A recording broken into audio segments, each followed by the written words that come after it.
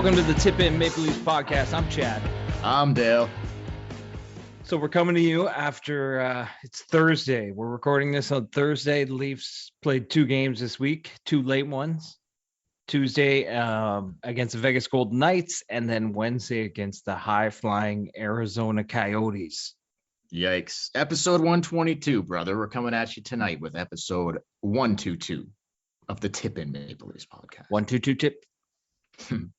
122. 122 tips. Yeah. So anyway, Leafs win 1 in Vegas, and they lose 1 in Arizona. I don't know what I was thinking, man. After the Colorado game on Saturday, like when we did a podcast last weekend, I wasn't really paying attention to the fact that, like, I knew they were playing Vegas and Arizona and shit, but I wasn't cluing into like the 10 p.m. starts. And then I'm like, oh, what the fuck? These games aren't starting until 10 o'clock. I hate that shit. Like, waiting around for a 10 o'clock start is like, when you're used to 7, it's like, fuck, 9 o'clock rolls around. You're like, it's still fucking an hour away. I know. Normally it's like almost over. Like 9:30, you know what's happened. And I actually, Tuesday evening, I got my booster shot. Uh-oh. And so like I tried to stay up as late as I could. I watched the first period and then just crashed. And then the next day I was even worse.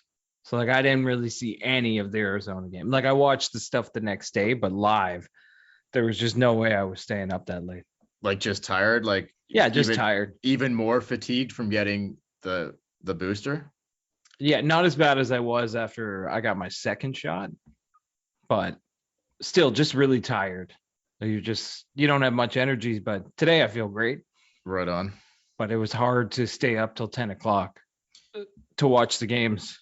Yeah, I was, fuck, the Arizona game was I was not, they played okay, hot goalie, obviously, but it was so one-sided, and yet they still lost, but it just was not that exciting of a game. But so anyway, Vegas. So what did you like, catch replays or whatever? Or did you see like the short game in for Vegas? I actually stayed up for. Oh yeah, you did. Okay. Not for the whole game, but for the first 2 periods, and then the next. And then I just record the games, and then I just watch it the next day. So I saw everything I needed to see. Even Vegas, man. Like I don't know if it's because it was a Tuesday nighter, but it just didn't even seem like there was that much excitement in the building for a Vegas game. Like what I was used to seeing in the past, where it's like they would do the whole pregame and just crazy shit in Las Vegas. Didn't have that feeling this time around. I don't know why. Did you feel that? That's what I felt. Yeah, a little bit.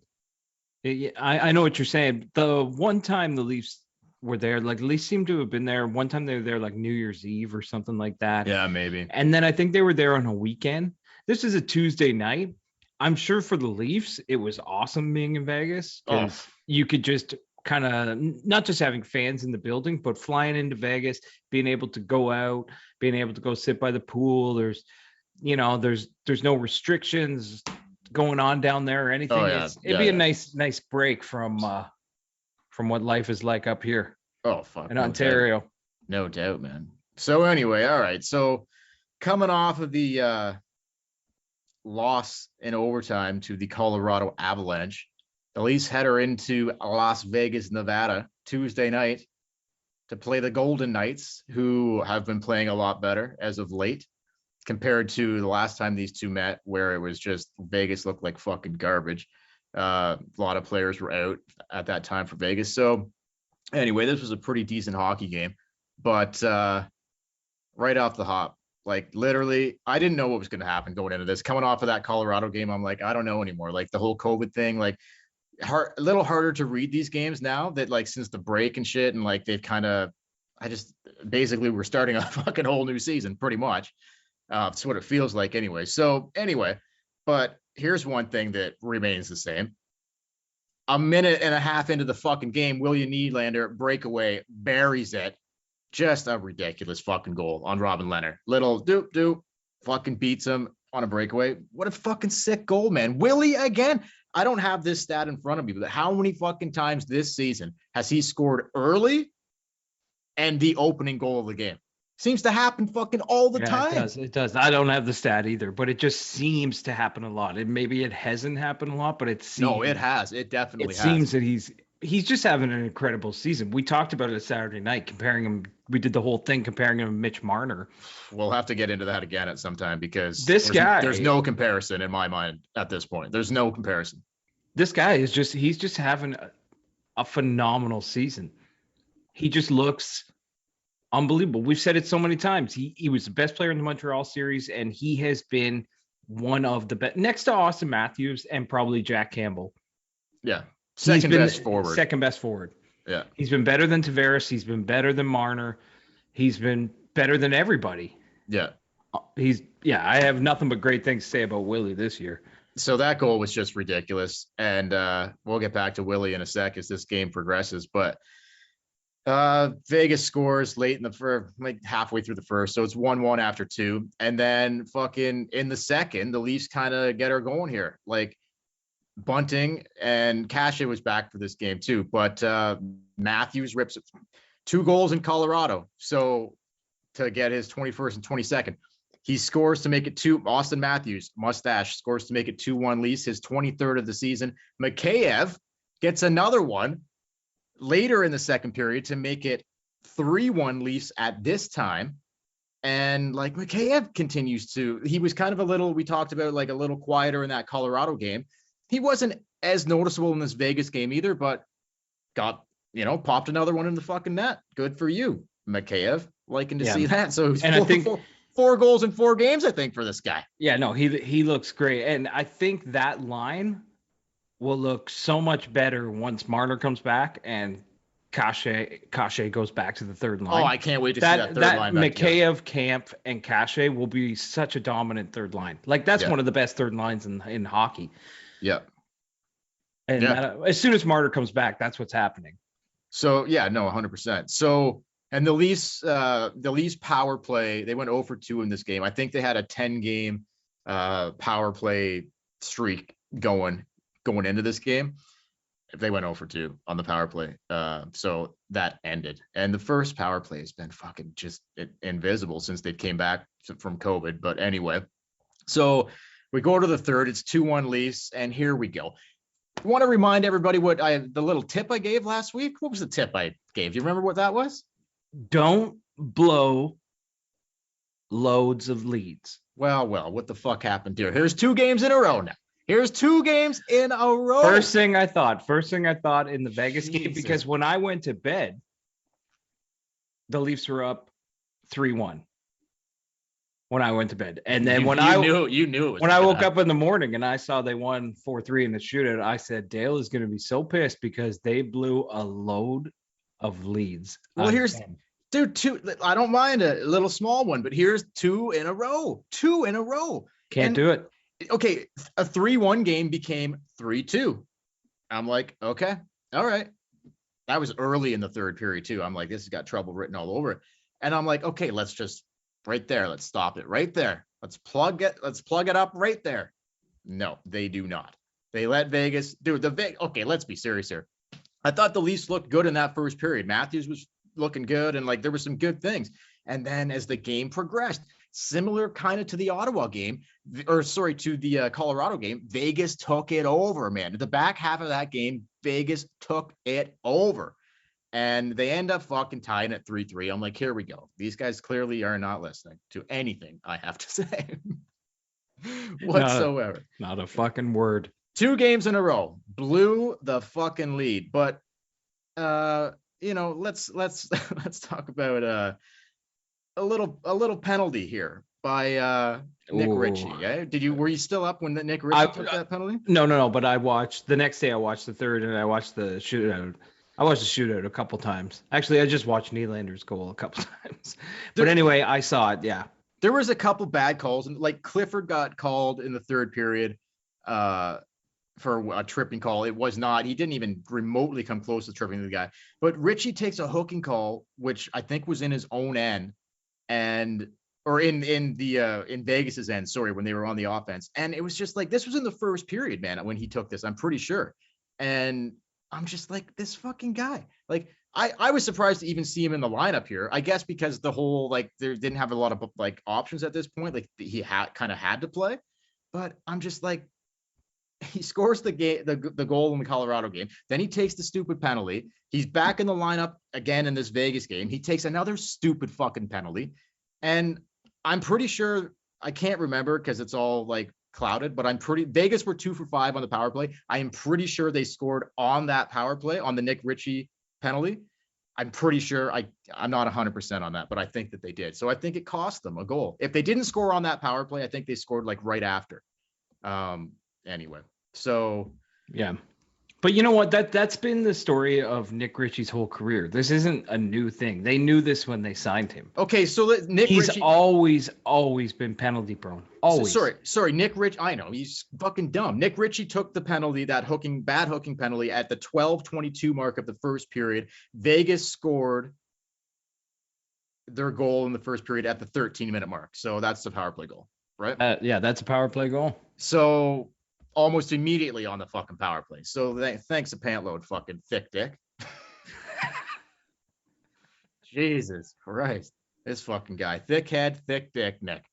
Cannot believe he's in the Well, he did next to Kyle Clifford.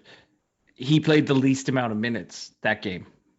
On the Leafs, well, fuck, no doubt. On the Leafs, he takes a bad penalty in the first period. They score. Keith must be like, but yet he's still on the second power play unit. I know, it's mind blowing. I was checking on the Leafs app and on their website and shit, where you can check out like the player stats throughout the season, like goals, assists, points, whatever. If you go on there and look right now, like just under points, I was just doing this before we started recording. They have removed Nick Ritchie from the list. He's not even on it anymore. So I don't know, like they've got only 12 forwards on the list, and it's like Clifford's not on it, Ritchie's not on it.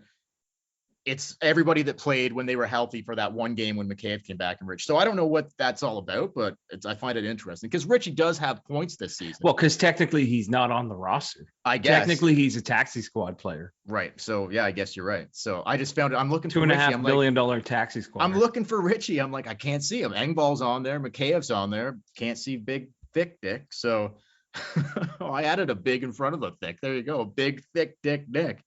But the name just keeps growing. Keeps growing, man. But what a fucking dummy, this guy. Like, seriously, he should be like, I'm going to be, as soon as we're healthy, I'm out of this lineup. He should be doing everything he can to be like, I don't know, maybe stay in the mix. I don't get this fucking guy. Anyway, whatever. Maybe this is just who he is. Yeah, he just can't. This is how he plays, and he can't change it. Like some guys can be like, you know what? I was a goal scorer in junior. Mike Ricci, our favorite person on this show, the Reach Dog. He was a fucking force in junior hockey. He totally changed his game when he got to the NHL. Yeah. He realized that he couldn't really play on the top line and he couldn't score 30 goals. He changed his game, and he's like, you know what? I'm going to stay in this league for a long time. Nick Ritchie can't do that.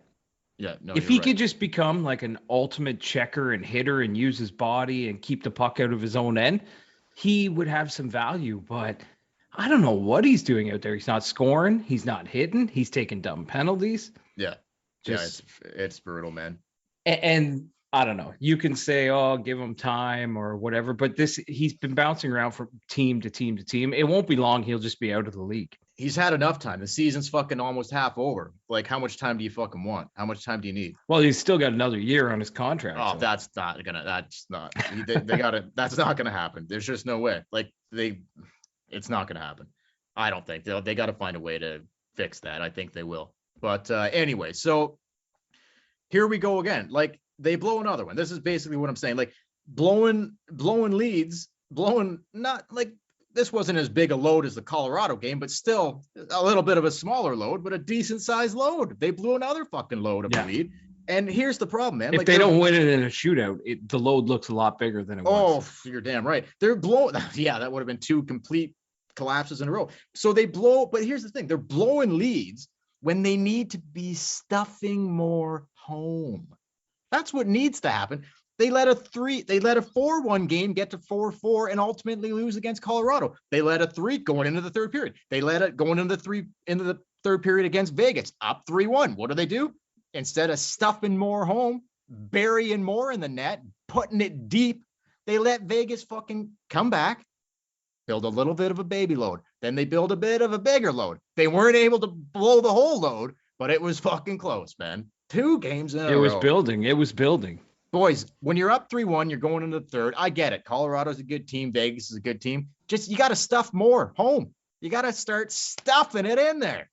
Don't just stop when you get 3-1. Go for 4. Go for 5. Stuff it home. Come on now. Before the Colorado game, they were 17-0 when leading after 2. Like, they were stuffing it home or they were closing it up. So now they're 18-1. 18-1. Well, yeah, I would say they're 17-1-1. Okay. No, they didn't. I know they still won, but they blew that lead. They blew the lead. And then they won. So anyway, so it goes to overtime and nothing happens. Like, so 3-3 in overtime. I can't believe, I think it was the Leafs only the third. They hadn't won a shootout all season. I don't know if you're aware of that. They finally did in this game, but they suck at shootouts. But so Campbell.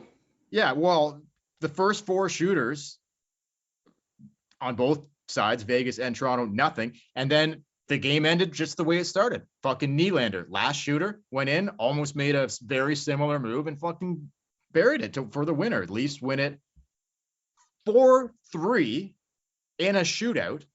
And they beat the Vegas Golden Knights and move on to the desert to play the Arizona Coyotes. They were outshot in the Vegas game 34-18.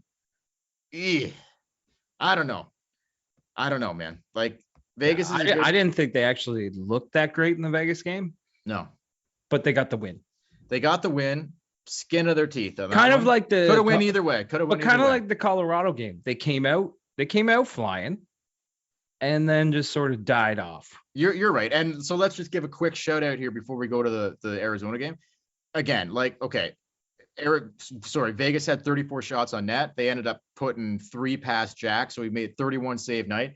He looked awesome. Again, like, obviously they blew the lead in the third period, but I don't pin that directly on Jack Campbell. There was a lot of shit going on in that game, especially, again, and I'll get into these two a little more later. Well, I'm going to add somebody to it too, but Muzzin and Hall, man, what the fuck with these guys? Seriously. Like, I've just about seen enough. I've just about seen enough of these two. Seriously. Like, I'm over it. I'm over these two. Like, I don't know what the fuck they're going to do. We'll get to that a bit later, but anything you want to add in that? I thought Campbell was good. Again, this game could have probably looked a lot different if it wasn't for Jack Campbell. Yeah. How many times have we said that this year? Almost. It's becoming a nightly thing now. A little concerning. Yeah. Yeah. No, nothing else I want to add. They got the win. We'll take it. We move on to Arizona. Oh my goodness. This fucking game, man. Did this game scare you a little bit? Or did you think they were just going to walk all over them? I thought they were going to fucking absolutely. I looked at Arizona's record and it was like the complete opposite of the Leafs. Like, the Leafs were like, whatever, 22-8, and they were like 7-22. Know how many games they've won at home, Arizona? Was that their first? No, it was their third, I think. Oh my God. Yeah, their third home win of the season. They're dead last. They were dead last going into last night. I think they jumped over Montreal. They did. Now the Habs are dead last. Arizona, thanks to their win over the Toronto Maple Leafs. Jesus Christ. That's just what it's like being a Leaf fan. This is what you get. Games like this where you're like, oh, we're going to kill them. They lose. And to be fair, the Leafs were all over them. They outshot the Arizona Coyotes 46-18.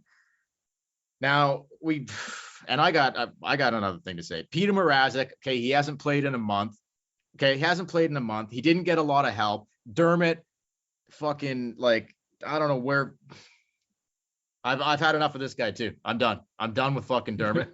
I'm serious. How many defensemen you got left? I'm running out. Riley, Brody, Sandin, and Magnum. Yep, those 4 are still in the good books as of right now. But I got Magnum didn't look too good in the Arizona game. No, but he hadn't played in a bit. No, exactly. And he should be playing more. And here, Sandin, in my opinion, was one of their best defensemen in the Vegas game. He stood up some guy, an open ice hit at the blue line. Did you see that? Yeah. You never see an open ice hit at the fucking blue line anymore. When's the last time you even saw? I couldn't even tell you the last time I saw an open ice. 2008.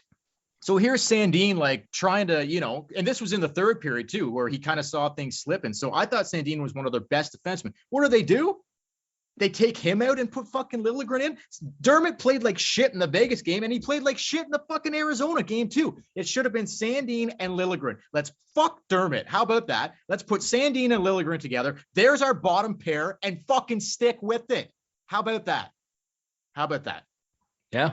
Is Dermott doing anything for you that these two guys can't fucking bring to the table? No, he's not. No, he's not. Jesus. I don't know what's going on. I've actually maybe they're trying to shop him and he's failing miserably. We could get into this, or we could talk about it on another podcast, but I got a few issues with Sheldon Keefe right now. I think he does a great job of coaching the team in the sense that he's so good in the game to know what's going on, to see who's going in. And I love how he puts things in blenders and gets it going. But my problem with him is one, the lineup.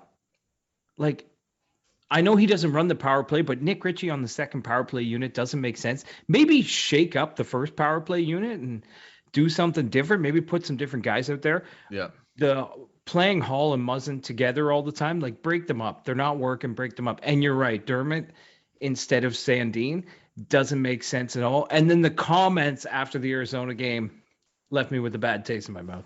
Yeah. That's all I'm going to say about that. Yeah. I don't know. I mean, I guess I'm not. Yeah.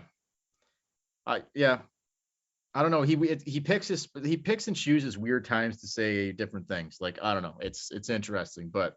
Well, they were on the second half of a back-to-back. What were his comments? Fucking, what was he talking about? Conditioning and shit like that? Yeah, he was talking about, I think this team is, I don't know what's up with our conditioning, but we look tired in the third period. He's like, we need a goal. Our goalies can't win games if we only score one goal. And then he made a comment about, but it would be nice if we could get a save. He threw everybody under the bus. Yeah. It's like, you basically outshot them 50-18 almost. Yeah. Yeah. The Arizona goalie was incredible. Obviously. The Arizona goalie was incredible. It was the second half of a back-to-back from traveling from Vegas to Arizona. You've been on the road. It was 3 and 4 nights, or 3 and 5 nights or something like that. Yeah, no, 3 and 4, I think. And I just felt like, or 5. Yeah. Sorry, 3 and 5. If you watch the game, yeah, it wasn't an exciting game, but at no point in the game were the Leafs getting outplayed. Oh no, never. No. They just didn't score. And he's like, we need conditioning. I don't know what happened to us. We fell apart in the third period. I'm like, you outshot them in the third period, like 18-6. No, you're right. The Leafs made a couple bad plays in their own, well, more than a couple, but they on the 2 Arizona goals, they were both a direct result of the Leafs making bad plays in their own end. By guys that you say they have better defensemen sitting in the press box. Well, like, the guys in the room could be like, Hey, why didn't Sandin play last night? That might have helped us. Yeah. Dermott directly was a direct result of that first goal. Dermott giving the puck away in their own end. And that's what I'm saying is, if you're going to come out to your press conference and start pointing the finger at everybody, you turn the heat on yourself, because people are going to start pointing the finger at you and being like, why is Nick Ritchie on the second power play unit? Why is Sandin in the press box? I don't know. No, maybe Keefe was just pissed because they lost to the last place team, and he just let loose at the press conference. And I get that. Because he's going to look at it and be like, that's 2 points that at the end of the year, if we lose a division by 2 points, he's going to look back and be like, we lost to the Arizona Coyotes. Yeah. And speaking of that, I'm not going to get into this tonight, but maybe on the weekend we will. Like, speaking of winning the division, it's looking a lot more unlikely at this point, because the Tampa Bay Lightning just keep rolling. So do the Panthers. And now the Bruins are coming. If anything, we might, I hate to say this, we'll get into this on the weekend, but if anything, instead of going up, we could see ourselves go to a wild card. Do you ever bet, like, on sports on your phone or anything? All the time. Have you seen the Stanley Cup odds? Not recently. Why did they slip drastically for no, Toronto? But Toronto, Florida, Actually, I'll put it in order. So number one, last I checked, the number one team was Colorado Avalanche to win the Stanley Cup. Yeah. Then it was 2, 3, and 4 were Florida, Tampa, Toronto. And then I think 6th or 7th was Boston. Yeah. So like in the top 7, 4 teams from your division are there. So to get to the conference final, you've got to go through 2 of the best teams in the league in the first 2 rounds. Yeah. It's fucking crazy, man. Yeah, it is crazy. I wish so much that they would go back to just the Metro and the Atlantic, put them together. 1 plays 8, 2 plays 7. Yeah. So it's just go and back I think to that, man. Outside of Colorado, it's like all Eastern Conference teams, like 2 to 7. Carolina's in there, Washington, Boston, Toronto, Florida, Tampa. Like other than Colorado, there's nobody from the West that's really like I personally that anyone's picking to win the cup. Like I don't love the whole having to win the division thing. Not just because we're in it with such good teams. Like I just don't personally. I just liked when it was 1 versus 8, 2 versus 7. Like you do away with the wild cards and that's it. You finish fucking first. You're playing the 8th place team, whether it's whoever it is. So and this year you'd be playing a good team anyway. Do you want Pittsburgh in the fucking first round right now? I don't. I'd rather probably play the Panthers than the Penguins at this point. So the Penguins are fucking on fire. It's like, so you can't win. You want Washington, you want Carolina. No, all eight teams to make playoffs. Especially you expand the league to 32 teams. All of a sudden, like the teams that make the playoffs are really good teams. If you go back in the day when there was 21 teams in the league and 16 made it, 1 versus 8. 8 was a shitty team. But now the second wild card right now is the Boston Bruins. I know. Like, are you fucking kidding me? No, I know. And they're fucking red hot too. Just before we get back into the Arizona game, and then we'll move on to a couple other things. Like, do you think right now as a Leafs fan, if how long were the Leafs in the Western Conference with the Detroit Red Wings and like with Chicago and like if we could go right now and switch to the West and whoever comes over to the East, I don't give a shit. If we could take go back to the old days. Yeah, like the old days, like the '93 where we played, or what '94 we played the Sharks in the second round. Yeah, man. Like, would you not rather be in the West right now? Because if you're in the West right now, I think you got St. Louis, Vegas, and Colorado to worry about. In the East, you got 10 fucking teams to worry about. Yeah, you have teams that maybe not 10, but like 8. Yeah, you have teams right now in the East that, like, I don't know. If you're in the West, you want to win your division and you want to get a wild card team because the wild card teams are going to sneak into the playoffs and probably you don't have that luxury in the East. No. Like if you're the Leafs, okay, we win the division, we get Pittsburgh. If the playoffs are started today, you get Pittsburgh or Boston. Yeah, if you win your division, and if you lose, you get Florida or Tampa. Like, you can't win, man. No, you can't win. You can't win. I don't want any of those teams. And if they did 1 through 8, they'd probably get like fucking Carolina or Washington in the first round. You can't win no matter what, unless they switched it completely. And I know like this probably wouldn't go over well because of the traveling. If they did all 16 teams, 1 plays 16, 2 plays 15, that would be fucking cool. Then you're gonna have a different matchup almost every fucking season. I think that would be awesome. Well, that would be fucking awesome. Yeah, because let's say they finished 3rd in the NHL, they would get the 14th or 13th or 12th team in the league. Or exactly.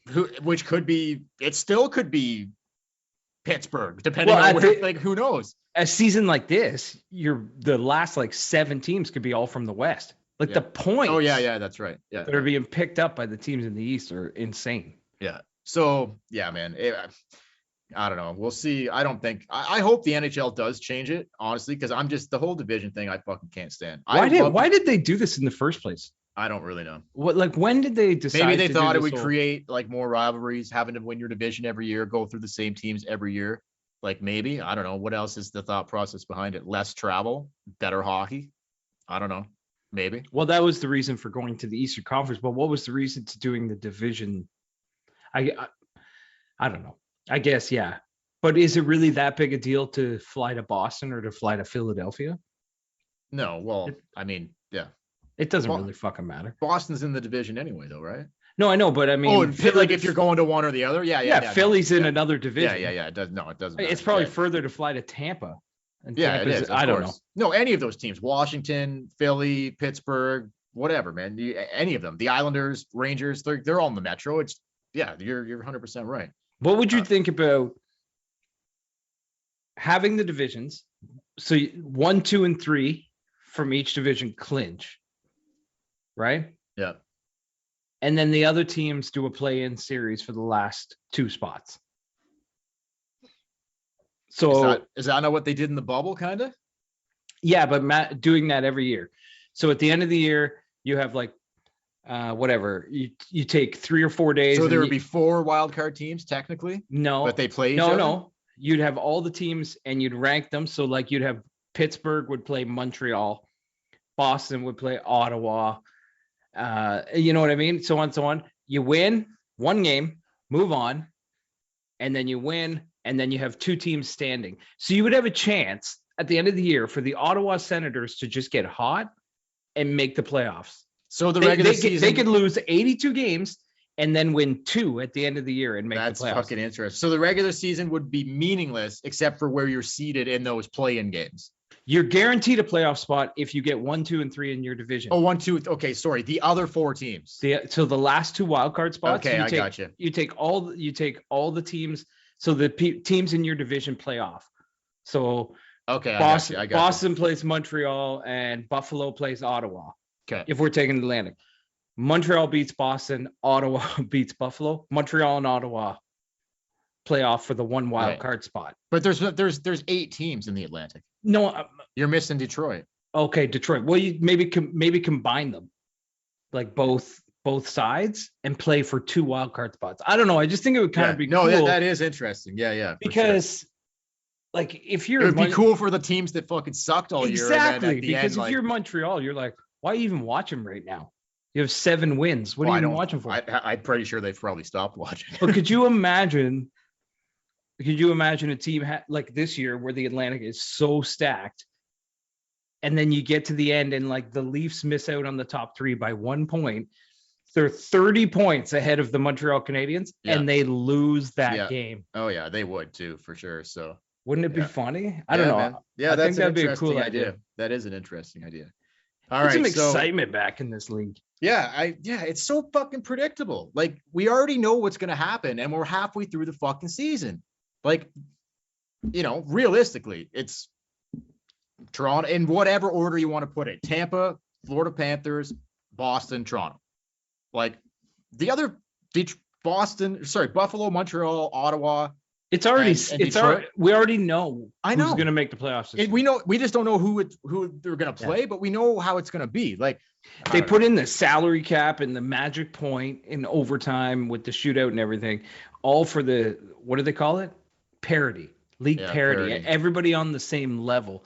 And yet it doesn't fucking matter. Every year we know who's good and who's bad. I know. If they just went back to like a simple move to going back 1 versus 8, we'd be like, well, we don't know who it's going to be. It could be one of the Metro teams. It might not be Florida, or it probably wouldn't be one of the Florida teams. You know what I mean? Like, I don't know. Anyway, come on. Or like I say, do something at the end to just make it interesting. Just do something to add a little life to it, because why the fuck are Ottawa, Montreal, and Buffalo fans or Detroit fans even paying attention right now? I have no idea. Just scouting the future prospects with a team who might, I don't know. Yeah, there's no point, really. Like, there's no point. There's no point. But if there was a chance at the end of the year making the playoffs, it'd be great. So, okay, getting back to the Arizona game. So the Leafs lose 2-1 to the Arizona Coyotes. Ryan Dzingel, both Arizona goals. Auston Matthews with a beautiful goal to start the 3rd period, 14 seconds in. And that sets an all-time Leafs franchise record with, is it 11? 11. I thought it was 9 road games, wasn't it? Oh, is it 9? Okay, yeah, sorry, 9. You're right. I think 11 might be the league record, like, ever consecutive road games. This franchise is 100 years old, and this guy just keeps knocking franchise records out like it's fucking nothing. Yeah. So he was tied going in with 8 straight goals on the road, at 8 goals in 8 straight games on the road. And he scored last night in the Arizona game to set an all-time Leafs franchise record for 9 consecutive goals in 9 road games in a row. So yeah, Auston Matthews, he'll probably hold every fucking goal scoring record ever in Toronto Maple Leafs history when it's all said and done is my fucking prediction on that. We'll see what happens. Like, yeah, couldn't even sell out the building when fucking 34 was in town, Arizona. I couldn't believe it when I turned the game on. His dad was rocking a fucking hardcore cowboy hat though. Did you see that? Wouldn't you? Wouldn't you? I would. Yes, I would. Giddy up. But I think that's what his wife said. So giddy up. Leafs. Matthews got 3 years left on his contract. I don't know if it's 2 or 3 anymore. I've lost fucking count because of the whole lockout or the bubble thing and like the. Will he break the 40-year record of most goals in a season by a Leaf? It's looking that way. He's got 54 by Rick Vive. What has he got now? 24, 23, 24? Yeah. If you could take out COVID and all he's almost halfway there. Yeah, if you could take out the last couple of years with the bubble and the COVID and the pauses, he probably already would have broken it already. 100%. Yeah, dude. I don't. What has he got? He scored his 24th goal last night, so he's almost halfway to 50 right now. Yeah, he would need 31 goals to beat it. 31. I would say if he stays healthy, 100%. I think. Like, he looks incredible. He's looking better and better. He's just driving, like, Bunting's helping, I guess. But I don't know. Mitch will be coming back here, I think, probably on the weekend. So anyway, shout out 34, like, incredible goal. And too bad they fucking in a losing effort, but still, he is just fucking rolling, and you love to see that. But they end up losing 2-1 to Arizona. They outshot them 46-18. Like, just this game wasn't even close. I don't know what the Arizona's goalie name was. This goalie looks incredible. Apparently, he's been good all year for them. They just can't fucking score any goals. So, I don't know. But here's what I didn't like. I don't want to pin this on Mrazek. Like, he hasn't played in a month, and like I didn't think he looked great, really, on the goals that were scored. Not his fault per se. No, it was. Well, the second one, he went for the Pope check and missed it, and Brody kind of. I don't blame him. It's tough to play in a game like that. Like, he honestly would go 5-6 minutes without a shot. Look, I'm going to tell you right now. I don't think his scoring's 100%. Well, you would know. I don't think it's 100%. Were there signs? Were there something you saw? Look, yeah, where there's smoke, there's fire. And it looked like there was. But what smoke did you see? It looked like it was blowing out the side of his fucking pants. Like, it was, you could just see it was hot. It was red hot. They put an infrared on that shit. It was burning up down there. When did they put the infrared on it? No, I have one. I was sitting on the couch. I was sitting on the couch watching, zooming in on his groin. I thought TSN put an infrared on it. No. No, but that's a good idea. We should get in touch with them about that. Oh man, if I could just listen to Ray Ferraro talk about groin injury through an infrared light on Peter Mrazek's crotch, he's like drawing, like, this is where you need to look, right here. He's like circling around it. I would love to see that. But look, one thing about Mrazek, and his groin's not 100%. I'm telling you right now. But one thing that is starting to piss me off about this guy. At first, I was like, yeah, this is kind of cool because I haven't really seen it before. But now I'm just like, I don't like it. You know what I'm going to say here? Are you talking about his helmet? Yes, I am. You have a thing with helmets. It's just not 99% of the people listening don't even notice the goalie's helmet. It's the goalie in me, man. Like, I got it. Yeah, I've always had a thing with goalie masks. Like, I have an obsession with goalie masks. Yeah, you've said that to me before. You'd be like, I just love. Did you see what was on so and so's mask? I'd be like, no, I didn't. I don't pay attention. I know. I've it's always been a thing. Like, I love goalie masks. I just love fucking goalie masks. And I remember when James Reimer had the Optimus Prime thing. Oh yeah. He had it for like so long. Are you drinking Crack Canoe? I am. It's a good beer. Yeah, it's good. He had the Optimus Prime thing. I didn't notice forever. And then you pointed it out to me. Yeah, Reimer switched his mask like every year, though. He was one of those guys. Okay. But he always had Optimus Prime on it, didn't he? No, only for like one season. Okay. Or maybe he did have it repainted, but he kept like a smaller version of it. I watched like half the season, didn't notice, and then you pointed it out to me, and I was like, one season Reimer had a full-on Transformers mask. Like, it was, but then I think he would switch it, but there would still be, I think he would keep a little Transformer on there. So anyway. But look, the chrome helmet, like, all of a sudden now I'm thinking, Jesus Christ, we don't like the chrome buckets when, and by the way, Vegas did not wear their fucking shitty buckets in that Vegas game. We should have mentioned that off the top. I was hoping they would have, but We didn't like the chrome buckets when they played the Kings. We hate Vegas's buckets. Now all I can see what all I think of when I see Mrazek is like, Jesus fuck, he's wearing a chrome fucking bucket, man. So yeah, he's got another helmet. Like when he plays at home, he wears a different bucket and there's no chrome in sight. So come on, Peter, get that groin cooking and fucking maybe win a game. Maybe win a game. Okay. Maybe win a game. And maybe just stick with one bucket. Your partner, Jackie boy there, just rolls with one bucket and look at the success this guy's having. He's like 18. What are his fucking numbers? 18 ridiculous numbers, whatever they are. Yeah. And anyway, starting goalie in the All-Star game. Oh yeah. Okay. So, okay. I was going to go there. Or maybe not starting, but named goalie. Yeah. So, okay. Anything else so they lose 2-1 to Arizona. No, everybody watched the game. They outplayed them. They just got beat by a goalie. They got beat by a hot goalie. And I don't care what Keefe says. They didn't look tired. They didn't look fatigued. They looked like a dominant team. How many point blank chances did they get? 1 million. They just couldn't score. That's it. Dude, there was a stretch at the end of the second period there where the goalie made like 3 huge saves in a row. It was ridiculous. Well, we talk about hot in the slot here. How many hot shots in the slot were there last night? I counted about 30. Yeah, there was a lot. So you play that game again tonight, Leafs win 5-1. Yeah, 100%. It's just one out of 10 they'll lose. Yeah, I would agree with that. Okay, so let's go to the All-Star game then. So we talked about who was nominated on the last podcast, and there was 5 guys that were nominated for the Leafs, and Willie wasn't one of them, which is fucking mind-blowing. He should be there along with the 2 who made it. So Jack Campbell, his first ever All-Star appearance. A lot of firsts for this guy. Might be nominated, might not win the Vezina, but he keeps this going. He's probably going to be nominated. He's going to get his first huge fucking contract. Dubas is going to have to figure that one fucking out. And anyway, so Jackie boy, deservedly so, going to the All-Star game. What other goalies made it? I don't know.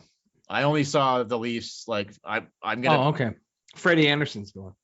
Oh, seriously? Yeah. Interesting. Freddie and Jack will be reunited in the Vasilevsky. Is the other one for the Eastern Conference? For the East, yeah. Wow, how fucking nuts is that, man? Like 2 of the 3 were both in net for the Leafs last year. Come on. And they couldn't get out of the first round. Jesus Christ. No, I didn't know Freddie was the other guy. Yeah, Freddie was named. Anyway, so Auston makes it as well. No surprise there. The guy's fucking dynamite. He's going to be the captain of the Atlantic Division. So, yeah. Willie should be there with them. But anyway, Auston and Jackie boy going to the All-Star game. So All-Star game sucks anyway. Like the All-Star game is absolutely fucking atrocious in the National Hockey League. Any All-Star game that involves a sport that has contact sucks. Yes, it Football sucks. Yeah. Hockey sucks. That's it. Basketball's great because they can just show off their talent. It's just fucking baseball's pretty good too. Baseball's good because you got the home run derby and everyone. I don't know, like fucking basketball. The score is like 200 to 180 at the end. It's just all offense, but it's so exciting to watch as a fan. But in hockey, nobody wants to watch 3-on-3 guys. It's like shinny. Nobody wants to watch shinny. No, it's brutal, man. I'll probably watch anyway just to see like just to see Jack like doing interviews and how happy, like if he comes out with like some special All-Star gear or something, like I'll watch just for the Jack. Like he'll be so happy to be there. Like it'll be unbelievable. Think about that. This guy goes he's 29. He's 29. He just turned 30. Happy birthday. Oh yeah, that's right. He went up in the love cloud on Sunday night. Reviews are coming in left and right from that. He said it was fantastic. But think about it, man. He's 30. This is his first starting role in the league. How many years do you think he was ready to give up and be like, I'm just a backup? And I don't know. It doesn't strike me like that type of guy. No, you can't have. I don't think you can have that attitude if you ever want to achieve your goals, right? Look at him now. And now he's an all-star. I just can't believe it. You couldn't be happier for a guy. Starting goalie for the Toronto Maple Leafs, about to get cha-ching paid. Dubas better not fuck that one up. I think he's going to take a team-friendly contract. Oh fuck! Are you being seriously? What's team friendly? 5 million? Well, what do you think he would get as a UFA? I don't know, 5, 6, 6.5. Somewhere. So maybe he'll take 4. 4.5.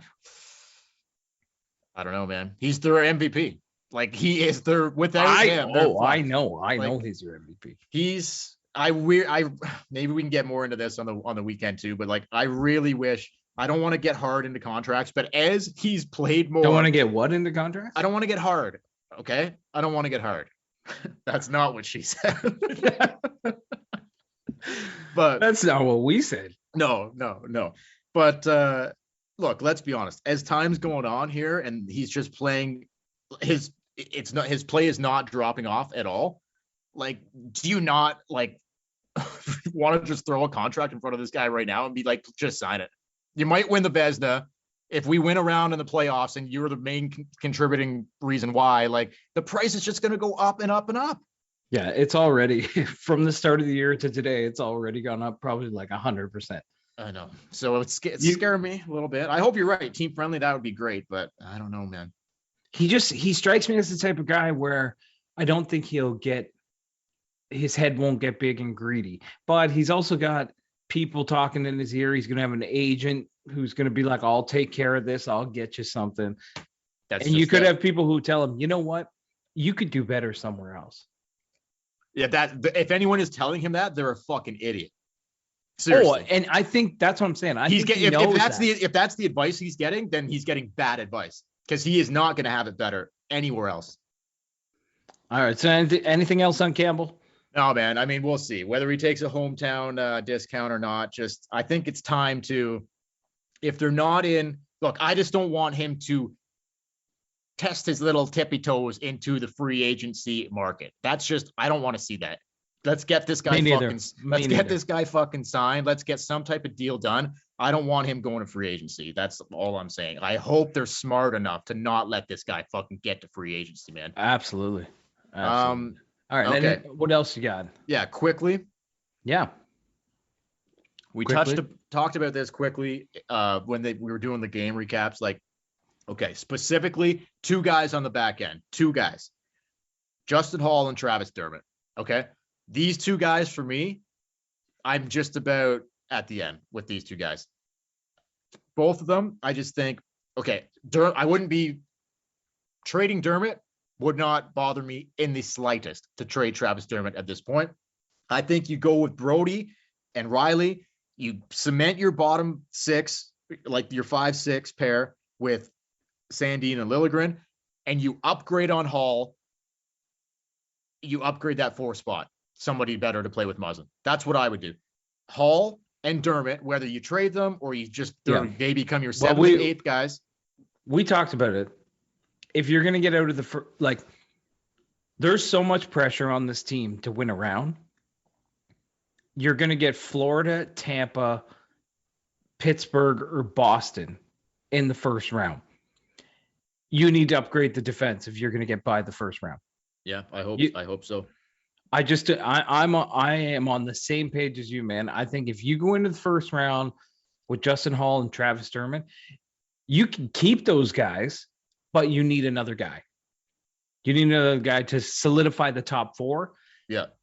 Because you're just going to, they get every night, it seems like Justin Hall and Travis Dermott, because he's on the bottom pairing, you don't see it as much, but Justin Hall, man, glaring mistakes every night. I know we talked about when the new year started that he was turning a corner or whatever, but it's not happening.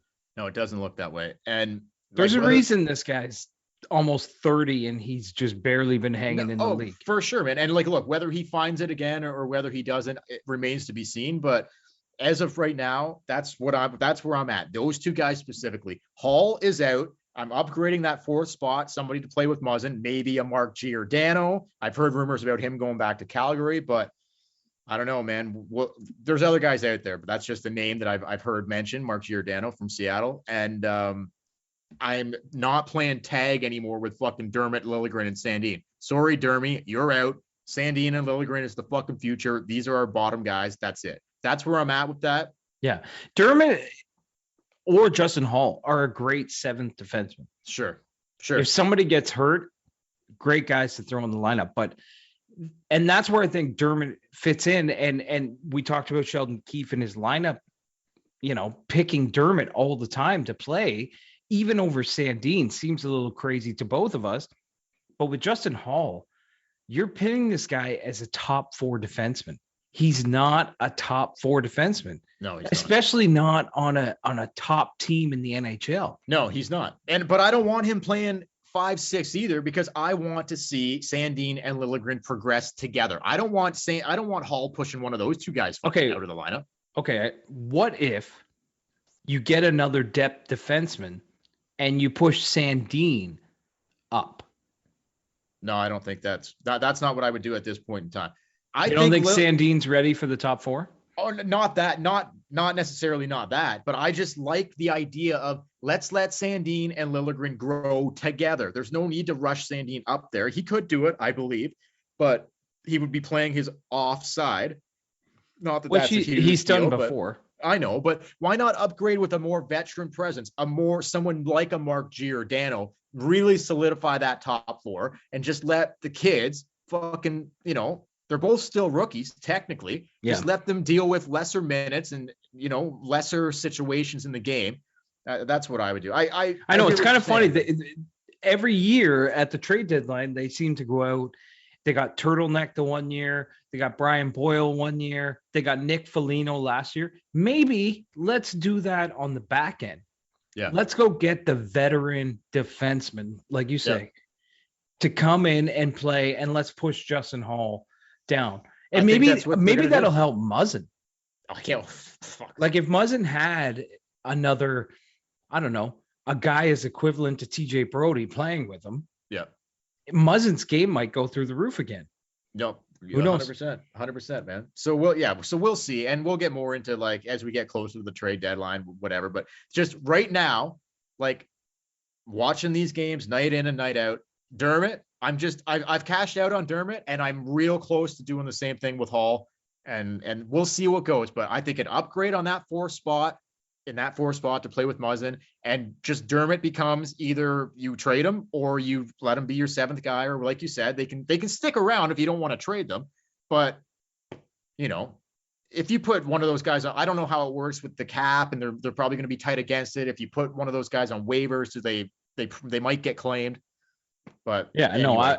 They're either getting traded or you're freeing up cap space somehow. When the playoffs start, here's what I want to see on the blue line: Riley, Brody, Muzzin, somebody other than Hall with Muzzin, Sandin, and Liljegren. Hall, Dermott out. Whether they're still in the organization or they're not, whatever. At this point, I'm like, whatever. That's where I'm at on that. So we will see. I'm sure we'll have further discussions on that as we move along into the dog days. Is that what they call them as we get into February and shit? Yeah, it's the dog days. It's the dog days, and they're going to be a fucking hell of a lot of dog days because they got to make up new schedule 10 games. Schedule's still not out yet, right? Yeah, because schedules are super hard to make. Super hard. That's what she said. Yeah, that is. So, what she said. Okay. Quickly on this one, I don't know if we're going to be. I've got a firm opinion on this. I'm not sure where you're going to be at on this. Not in regards to the Leafs, because I don't believe the Leafs have. Okay, well, let's start there. Do you think the Leafs have any interest in Evander Kane? No. Apparently, the Edmonton Oilers do. Good for the Edmonton Oilers. Well, I mean, this is where I'm going with this. Rumored that Ken Holland has Holland watched his team? I think Ken Holland's lost his fucking mind. They don't need a forward. They need a goalie. I think Ken Holland has lost his fucking mind. They need a defense. They need another defenseman. You think Toronto? We're complaining about Justin Hall and Travis Dermott. They got Darnell Nurse and then Tyson Barrie and Cody C. They're the Leafs from 2-3 years ago. No, I know. I think Holland's just grasping at straws here. And I just saw today Mike Smith was re-injured. He's going to miss more time. I don't know if you saw that or not, but they need a goalie. They don't need Evander Kane. Well, no shit, but it looks like it's going to happen. I think they're going to take a flyer on Kane for cheap. Now, for me, this is whether it's Edmonton, whether it's somebody else, whatever. It's not going to be the Leafs. Evander Kane does not fit the Kyle Dubas, Brendan Shanahan mold for me. The guy's got he's got disaster written all over him. Yeah, it does. They've built this chemistry in the room. you don't throw a guy like Evander Kane in there. No, not in the Leafs room. I guess for Edmonton. I don't know Evander Kane personally. I saw him at Boston Pizza one time. That's it. I don't know him personally, but you throw a guy like Evander Kane into a room that I think is pretty gelled. Yeah, it's not going to fit. It's not going to go. And you could tell Connor McDavid doing his press conference. And he doesn't. He's not interested. He didn't sound too keen on Evander. He didn't say like, you know what, we'll accept him into our room and we'll be happy if he joins the team. He's just like, oh, if it happens, it happens. It is what it is. The guy that's not an endorsement. No, like the guy has been trouble every single place he's played. It's always resulted in him being the story. He's like when he was in Buffalo, when he played for the Sharks, it always ended with him being the story. It was all about him. I personally, and when we can get off Kaner real quick, my thoughts on this: any team in the league, I wouldn't touch this guy with a fucking 10-foot pole, man. No, seriously, would not even. I don't give a fucking shit if he might get him for cheap and maybe he can still play, whatever. Like the guy's a fucking disaster. Off the ice is a fucking disaster. It seems that way, and there's so many stories. Like so many, I guess you'd say, drama stories that surround this guy. Oh, shit, man. Yeah. Like when he comes into the dressing room, players fighting with him, people not liking him on the team, and it's just not worth it. No, it's not. But Ken Holland, hey, you do you, bud. You do you. Yeah, good. If they decide to go that route, like good fucking luck. Good luck out there. Jesus Christ. Okay. But I did see Evander Kane at Boston Pizza in Belleville. Just so you know. How long ago was that? I think when he played for the Sabres still? Yeah, remember they played Ottawa as like they did a preseason game and they would go and play in like an OHL arena. Or I guess now it's an AHL arena. Yeah. So we went into Boston Pizza for lunch and we were sitting in the bar area. It was me and my wife. And then she's like, I think that's like an NHL player. I know that guy from somewhere right over your shoulder. And I look over my shoulder and he's just sitting in a booth all by himself, just munching down on pasta and wings and everything. And I'm like, that's Evander Kane. Anyway. Did you like talk to him or no? No, I was watching the golf on the TV and who was he with? He was just by himself. He ate by himself. And this is the best part about it. So they had like NASCAR or something on the TV. And I was like, hey, because it was Sunday. I'm like, can you put the golf tournament on? So they put the PGA tournament on. And then he's like, thank you. He wanted to watch the golf as well. No doubt. So there you go. All right. Well, fuck Evander Kane. That's what I would say. That guy, he's a shit show, man. Honestly, like fuck that guy. But for sure. Don't sign him. No, I would say don't sign him, but who knows? I just cannot see it ending well, no matter where he fucking goes. But someone's gonna sign him. Someone will sign this fucking guy. 100%. So, but like the Leafs, we're already trying to deal with Nick Ritchie. We don't need to Evander Kane on top. I don't want any part of Evander Kane personally. No way. Okay. So quickly before we go, did you see this? Obviously, since everything's closed, bars, restaurants, all this shit, some places were like, there's a bar in Toronto called Farside. I'm not familiar with this place. Are you? I am. Okay. I don't know. Anyway, whatever. So they had this thing going called like Kill the Kegs, inviting like customers or whatever to like come help us like kill the kegs because we're going to be closed for whatever, like the beer's going to fucking go shit. Like they were just, I don't think people had to pay. They were just like, bring in whatever and we'll fill up. They were asking people or inviting people to bring in whatever they wanted to bring in and they would fill it up with fucking their whatever they had left keg beer wise and they could just away they go. So did you see this story? I saw, yeah. I didn't read it, but I saw the headline. Okay. So what was the headline? I forget, but it was, okay. Yeah. So these people, I don't know if it was a couple or just two like roommates that lived like across the street from this bar. Yes. Were like had a washer and dryer.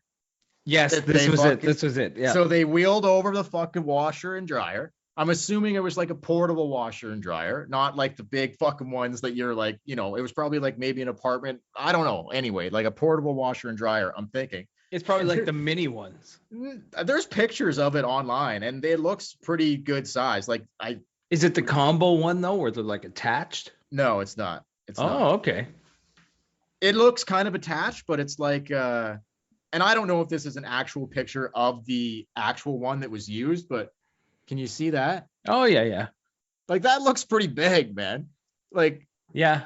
But you know what though? Like when I bought my first house, like in 2009, it was a tiny house, like a cottage, and we bought a washer and dryer, and we bought a tiny washer and dryer because that's all you could fit in the space.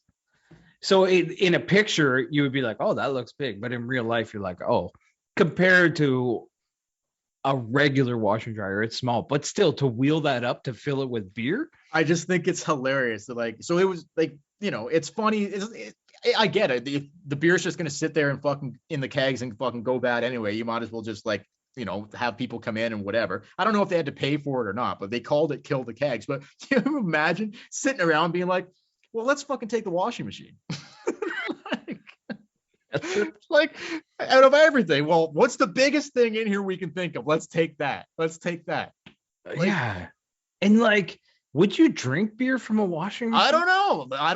There'd be like soap and fabric softener and all that shit. Like, dude, there was also people taking like empty laundry soap containers and filling them up. So no, I don't know. You do a thorough wash, I guess. I don't fucking know. Personally, I don't think I would. I personally wouldn't do that. No, but do you remember this is a dark story, but do you remember the teenagers who filled antifreeze bottles with alcohol? Like they emptied the antifreeze, they washed it with soap, but there were still little bits of antifreeze in it, and they all got super sick. Oh, I don't remember that now.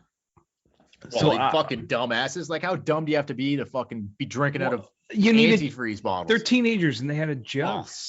When I was a teenager, I don't think I would have been drinking out of fucking antifreeze bottles. I don't know. I wouldn't drink out of a laundry soap detergent bottle. Well, maybe. If I went over to your house, if I went over to your house and you're like, dude, Chad, you want a beer? Yeah, just in the kitchen there, bud. Just check under the sink. Yeah, but if I was like, oh, not in the fridge. Like, you want a beer? And I was like, sure. And then you walked in and you pulled out a jug of Tide and like pressed on the rubber knob and filled me up a fucking beer. I'd be like, what the fuck? Just in the washing machine there, bud. Help yourself. Yeah, the washing machine's just full of beer. Go ahead. Help yourself, bud. Help yourself. Anyway, I just thought that it's piss warm, but help yourself. Okay, so I got one thing to go out on. All right, let's go out on this. Okay, have you heard of this guy? I'm going to pronounce his name wrong, but I came across this fucking guy the other day, and this fucking guy is quite the fucking dude, man. Dan Bilzerian. Do you know who this guy is? I might be saying that wrong. He's like an influencer. I don't know, TikTok, Instagram, this shit. Is it whatever. Like? It's like Bill and then Zeri in? I think so. I'm not sure how. Okay, I don't know how to spell the last name.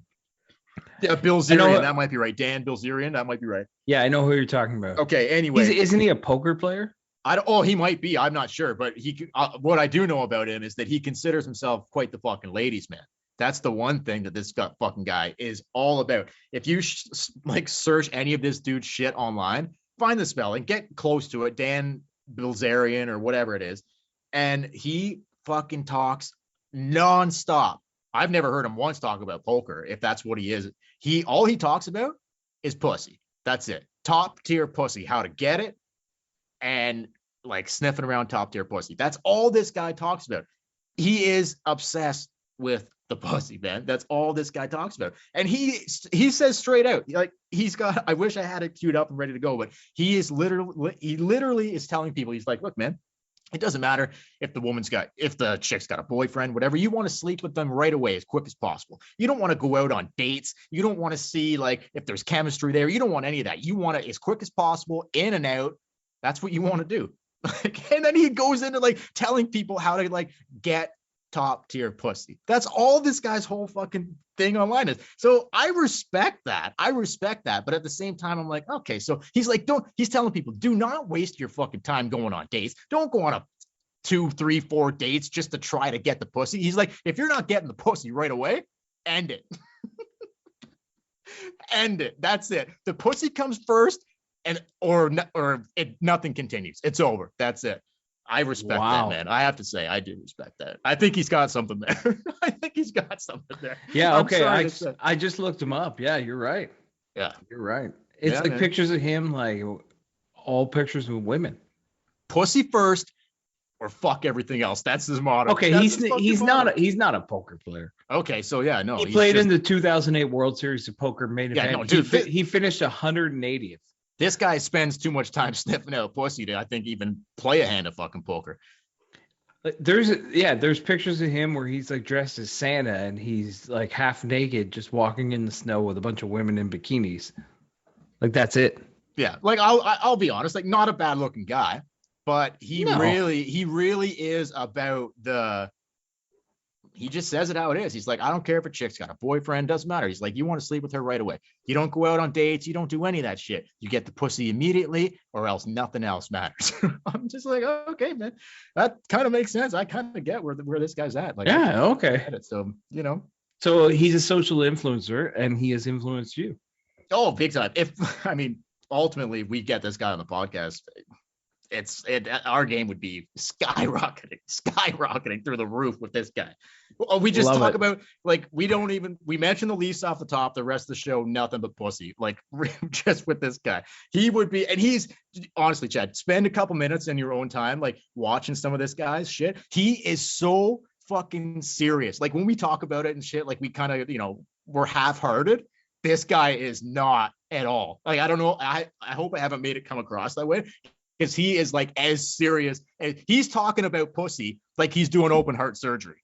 Okay? It's as serious as fucking serious can possibly fucking be. Cannot get more serious to him than this. So anyway, just wanted to give that a shout out. Dan Bilzerian or whatever his name is. There you go. So well, shout out to Dan. If anyone has never searched this guy, give him a little Google search because he might teach you a fucking thing or two. Like, it is no joke, this guy. Yeah. No fucking joke. Anyway, if you're happily in a relationship, don't Google him. No, that would probably be a terrible idea. Terrible. Don't let this guy anywhere near your girlfriend. Oh, definitely not. No way. Don't let him anywhere near. Fucking way. No. All right. Is that all we got? That's it for me tonight, baby. We'll see you on the weekend after the St. Louis game. Yeah, which the Leafs are going to win. That should be another tough one, too, just like the Arizona game. Jesus Christ. Well, I have a dream that Leafs beat St. Louis 4-1. Okay, well. Okay, we'll see. We'll see if that comes true. For little the tidbit, little Mitchie and Goose Pierre Engvall should be back. Cache will be back on the third line. That's more important. Yep. For the Tip In Maple Leafs podcast, don't forget to follow us on Facebook and Instagram at the Tip In Maple Leafs podcast, on Twitter at the Tip In Podcast, email us at the tipinpodcast@gmail.com. Check out our YouTube page at the Tip In Maple Leafs podcast. Hit subscribe. If you like what you listen to, go to patreon.com/the Tip In Podcast and donate as little as a cup of coffee to help the podcast out. And until next time, we will. Hey, go Leafs, go. Don't forget, get the pussy first. Nothing else matters. Catch you later.